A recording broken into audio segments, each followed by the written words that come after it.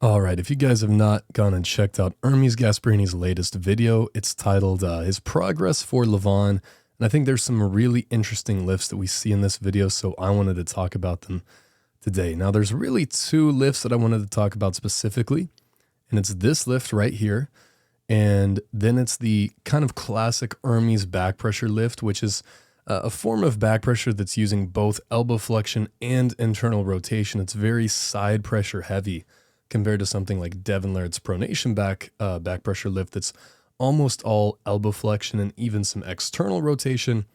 Ermes does a lot more side pressure, does a lot more internal rotation in that lift. But then this one right here is very similar to Devin's over the knuckle lift. It's a combination of back pressure, and this one is a lot more elbow flexor driven because of the angle we see here. And then it's hitting that radial deviation lock. It's going to be super useful for Ermes going over the top of someone like Levon. Now, the last time we saw this match, and I would say any time that Ermes ever loses or struggles as of late, I think that it has been primarily because of his knuckle height strength or his radial deviation, being able to put those that index knuckle as high as possible and maintain that while using his back pressure. This lift right here is considerably lower than Ermes' normal back pressure lift, indicating that that radial deviation or that high knuckle spot is kind of a weak point for him. Anyone that Ermes ever pulls, I think anyone on the planet by quite a long shot, if they just try to hold on to Ermes, they try to just grab him and just contain him with their wrist flexion, he's going to destroy everyone on the planet, I believe including Levon. He has so much back pressure, so much ability to top roll. The issue is that people never try to hold on to him. They always try to go up and over the top of him. And when they're successful in doing this, like for example, the Devin Laird's match, Ermes never even got to access his power, the thing that makes him so good. It's that back pressure, that he's potentially number one in the world in that lift, but he could never access it to begin with because Devin just attacked that top knuckle, and then Ermes lost all access to apply that back pressure. So that's why this lift is so important for him. This is the weakest link in his top roll chain. At least it appears that way to me. And if Ermes can make this high knuckle position super strong, that's going to make every part of his game better because he'll be able to access his back pressure against those guys that try to go over the top like Devin, like Levon. So the last time we saw the Ermes-Levon match, that was really the issue for him. I believe it's round 2 where Ermes gets a really deep grip, a really good grip. He has that high knuckle position to start with. And in this round, where Levon is kind of forced to hold on to Ermes a little bit more, that round is so much closer than all the other rounds. But as soon as Ermes is in that position where he can't really do that anymore, he starts losing the height in his knuckles, then it's all over from that point.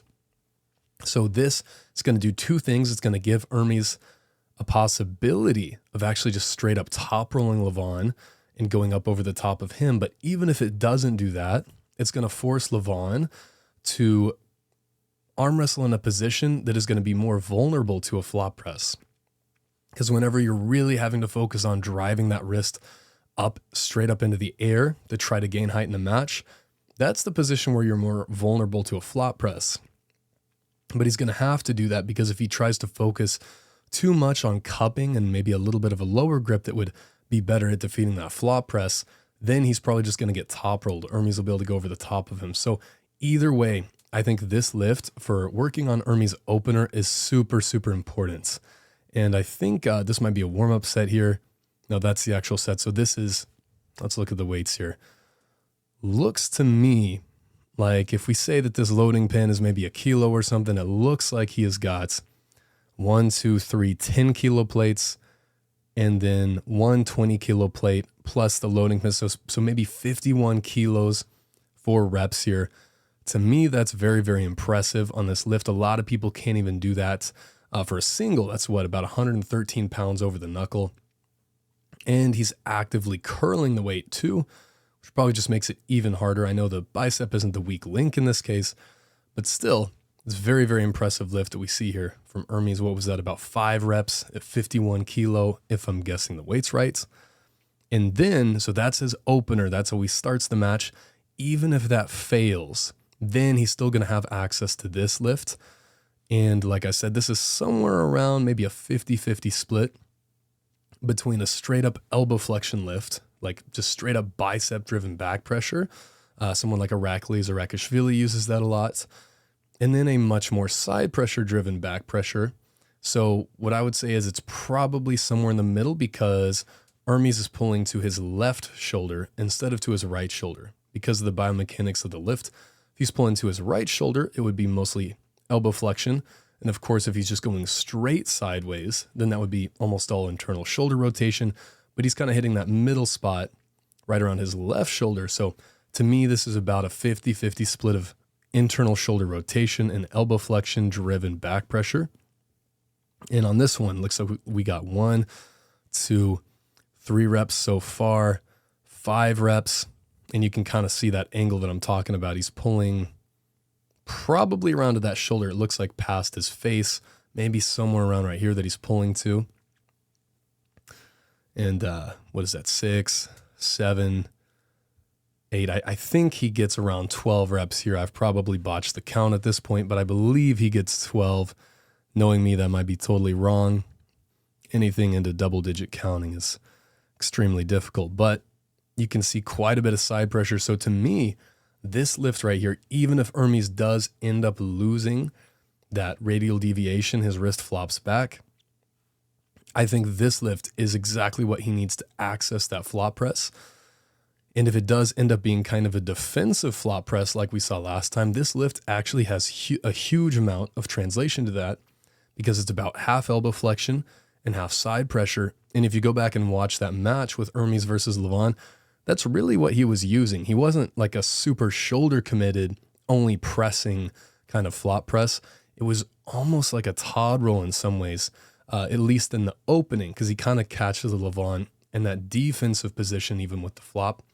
So to me, this lift is going to have huge carryover to that, even if Ermes does lose his wrist, because this is just so much arm power.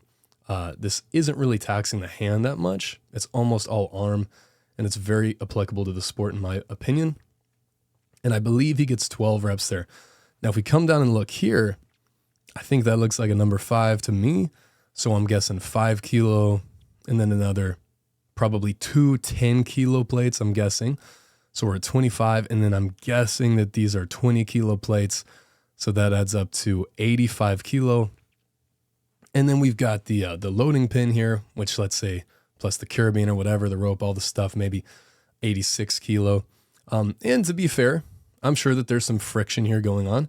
This is a pulley system. It's a 1-to-1 pulley system, but it's still using 3 wheels. So there's probably a decent amount of friction being added right here, as opposed to if you just had 1 wheel and it just goes right over the top. This one goes up this wheel, and then down back underneath that little wheel. So probably adding some friction, but in terms of actual weight, 86 kilo for what I believe was around 12 reps.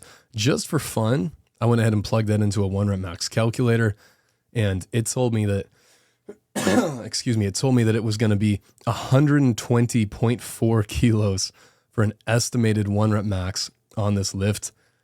To me, that is completely insane. Now, I believe that this lift right here, even just the 86 for 12, I'm pretty sure that's a record.